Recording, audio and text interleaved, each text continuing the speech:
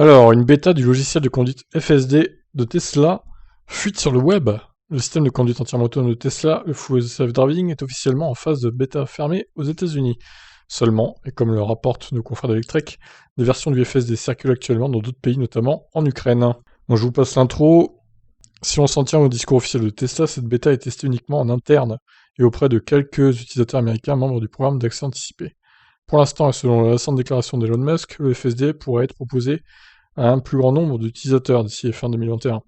Seulement, et comme le rapportent nos confrères du site spécialisé électrique, il s'avère que plusieurs propriétaires de Tesla ont d'ores et déjà accès à la bêta du FSD. D'après les sources électriques, les fichiers de plusieurs versions de la bêta circulent actuellement au sein de la communauté Access Route de Tesla. Ce groupe se compose de propriétaires de Tesla qui s'amusent à pirater le système de leur véhicule pour consulter les mises à jour logicielles à venir ou même activer certaines fonctionnalités dormantes. Oh là là, les hackers en herbe, incroyable. Toujours selon Electrek, les fichiers de la bêta FSD sont dispo depuis un certain temps au sein de la communauté, et les membres ont préféré rester discrets, pour ne pas attirer l'attention. Seulement, un utilisateur ukrainien a posté une vidéo sur YouTube, où l'on peut voir la version 8.2 du FSD en action, ce qui prouve bien entendu qu'il y a une fuite chez Tesla, le logiciel n'étant pas officiellement dispo hors des frontières américaines. Oh, le nouveau scandale incroyable.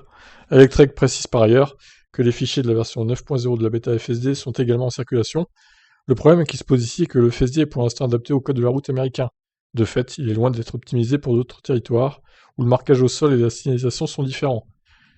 Ouais, attention aux accidents possibles, hein, attention là. Ça va faire scandale s'il y a des accidents, je le sens. Malgré ces difficultés, il semble que le FSD s'en sortent plutôt bien, comme en témoigne la vidéo de l'utilisateur ukrainien. Le média spécialisé conclut que Tesla n'était pas au courant de ces fuites concernant le FSD. Alors, honnêtement, j'ai un peu de mal à croire qu'ils n'étaient pas au courant quand même que leur FSD circule librement sur Internet.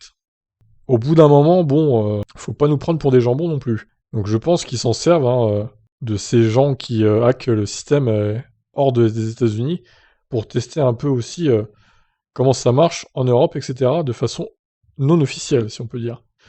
Donc voilà, intéressant. Est-ce que vous faites partie vous-même du Access Route qui pirate les Tesla? Je pense pas qu'il y ait beaucoup de Français qui fassent partie de ça, mais bon, on sait jamais, hein. Dites-moi en commentaire ce que vous en pensez de cette affaire, si on peut dire. Ciao, ciao.